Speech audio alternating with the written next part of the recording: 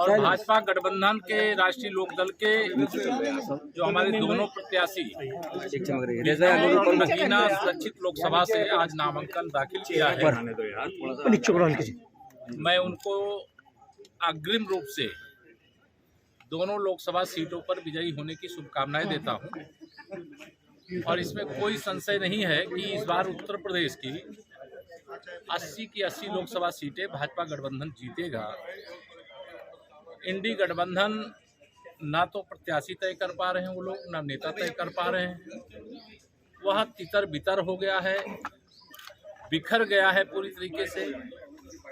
वह आपसी द्वंद्व में फंसे हुए लोग हैं और हमारी योजना पहले से बढ़िया बनी हुई है। और माननीय प्रधानमंत्री मोदी जी के नेतृत्व में अकेले भारतीय जनता पार्टी 370 प्लस और गठबंधन 400 पार इस लक्ष्य को पूरा करेंगे।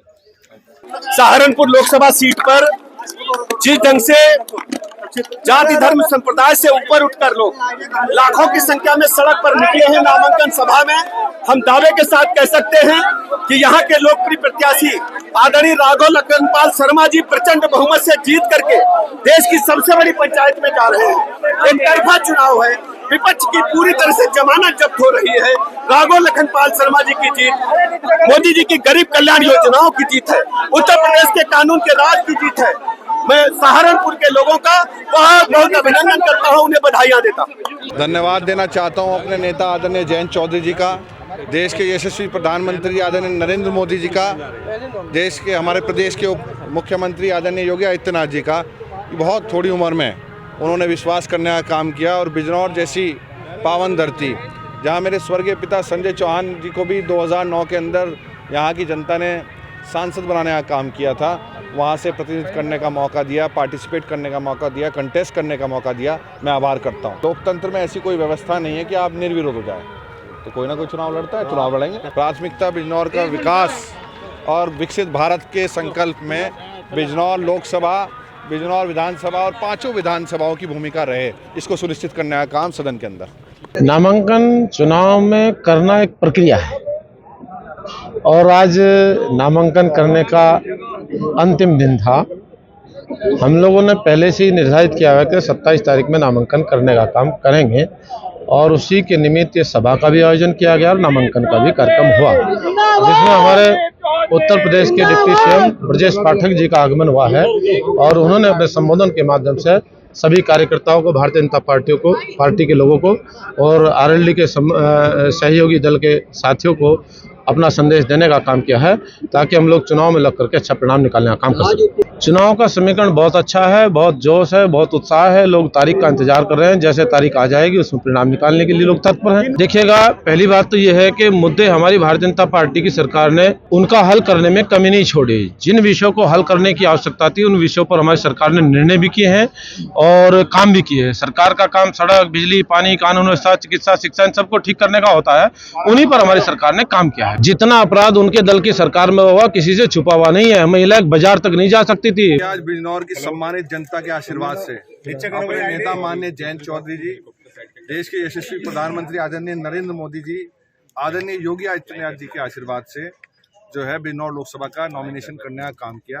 प्राथमिकता एक ही है कि किस तरीके से खुशहाली और सबका साथ, सबका विकास, सबका विश्वास और सबके प्रयास के नारे को धरातल पे सिद्ध करना और आने वाले समय में 2047 का जो लक्ष्य आदरणीय प्रधानमंत्री जी ने दिया है देश को, विकसित भारत जब बनेगा तो उसमें बिजनौर के अंदर और तमाम 5 विधानसभाओं की विकसित भारत में भूमिका क्या रहेगी, इसको सुनिश्चित करने का काम मेहनत करके सदन के अंदर प्रयास करें। मुख्य मुद्दे क्या है चुनाव का? मुख्य मुद्दे यही हैं, जनता को किस तरीके से जोड़ें। सब लोग, सर्वधर्म 36 बिरादरी के लोग चाहते हैं कि देश के यशस्वी प्रधानमंत्री जी तीसरी बार देश के जो है प्रधानमंत्री बने।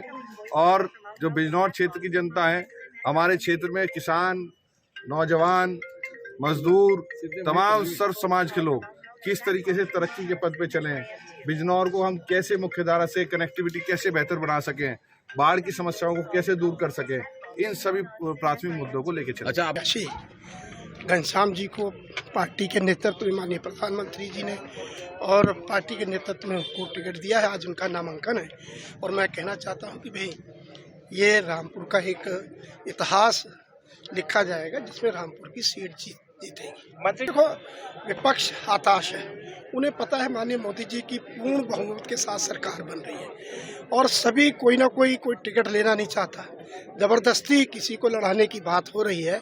सब लोग मैदान छोड़कर भाग रहे हैं भारतीय जनता पार्टी के प्रत्याशियों से। टूट फूट नहीं, हताश हैं, उन्हें पता है कि कोई सिरा हाथ लगने वाला नहीं है।